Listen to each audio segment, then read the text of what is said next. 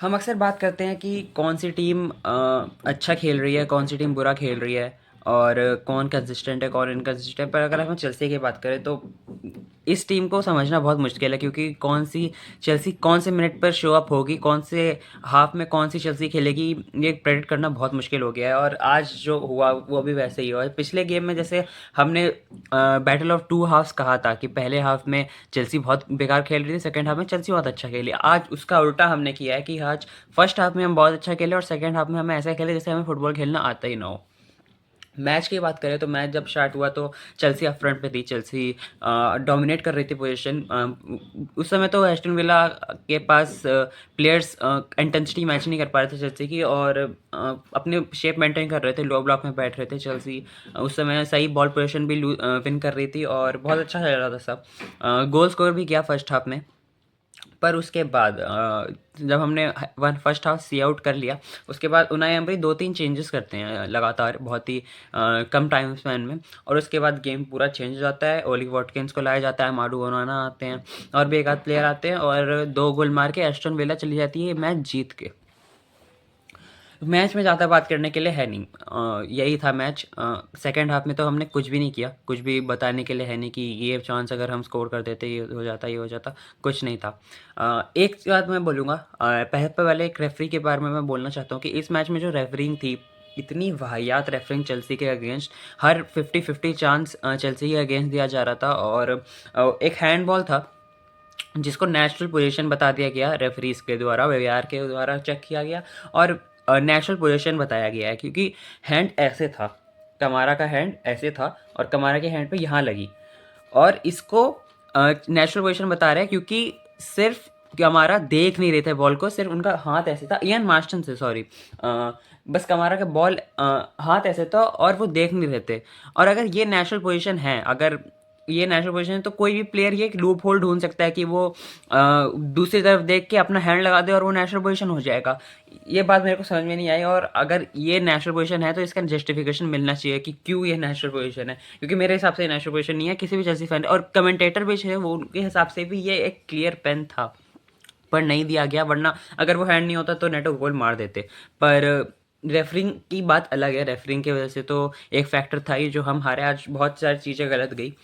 उसके बाद अगर हम इन गेम मैनेजमेंट की बात करें तो सब्स्टिट्यूशंस थे चेल्सी के, बिल्कुल काम नहीं किए। और हमारे पास अब सब्स्टिट्यूशंस के अलावा और कोई चारा भी नहीं था सेकेंड हाफ में कि हम क्या कर सकते हैं। और क्योंकि कुकुरेया को हटाना ही पड़ता, क्योंकि हैमस्ट्रिंग इंजरी हो गई थी। गर्नाचो गर्नाचो पे आऊँगा, लेकिन उनको सब्स्टिट्यूट करना ही पड़ा गिटन्स पे।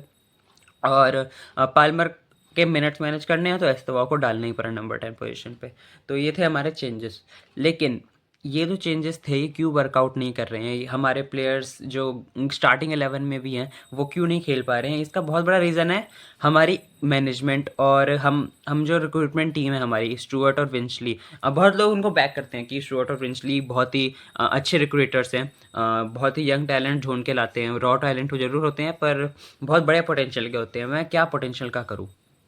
ऐसे पोटेंशियल का क्या करना जो 3-4 साल बाद उभरेगा और 3-4 साल तक हम स्ट्रगल करते रहेंगे। हम 3-4 साल तक रोते रहेंगे कि अभी तक हम मैच नहीं जीत पा रहे, हम ये मैच ड्रॉप कर रहे हैं, ये मैच ड्रॉप कर रहे हैं। ऐसे नहीं चलता फुटबॉल।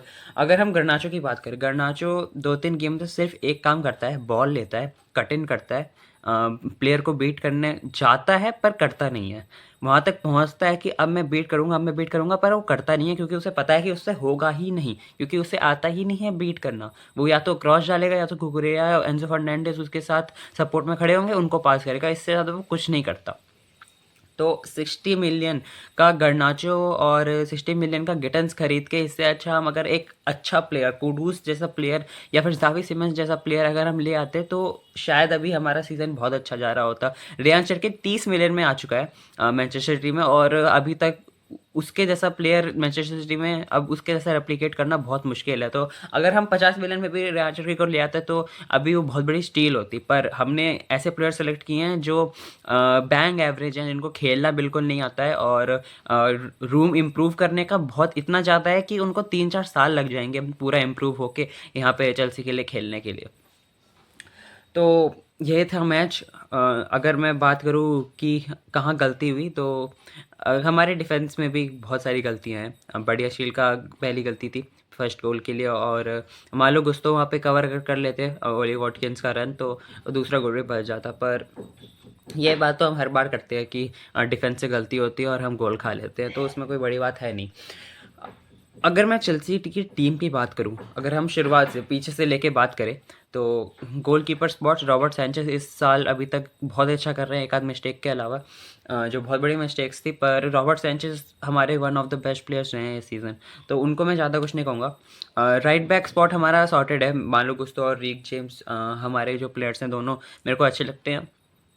सेंटर बैक स्पॉट बिल्कुल सॉर्टेड नहीं है, हमारे पास ऐसे प्लेयर हैं जो जिनको खेलना नहीं आता, या फिर जो अच्छा खेलते हैं वो इंजरी प्रोन है, या फिर हमारे पास डेप्थ नहीं है किसी एक पोजीशन में।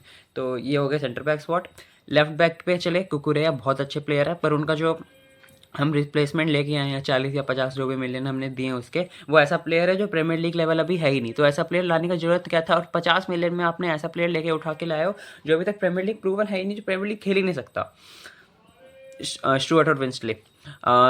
सेंटर मिड अगर बात करें मिडफील्ड पोजीशन, तो मिडफील्ड पोजीशन में हमारे पास 5 प्लेयर थे, और हमें लग रहा था सीज़न के पहले कि हमारी midfield one of the best होगी पूरे वर्ल्ड में, पर हमारे पास काइसेडो का बैकअप के अलावा और एंजो के बैकअप है ही नहीं, तो हमारे पास 3 ही मिडफील्डर है, आंद्रे सेंटोस, एंजो फर्नांडिस और काइसेडो, उसमें से एक बैकअप, उसके अलावा हमारे पास कुछ नहीं है। उसके बाद आगे अगर बात करें फ्रंट लाइन में, लियम डिलैप आता है, एक कार्ड लेता है, चला जाता है, उसको बस कार्ड लेना आता है, गोल मारना वगैरह कुछ नहीं आता।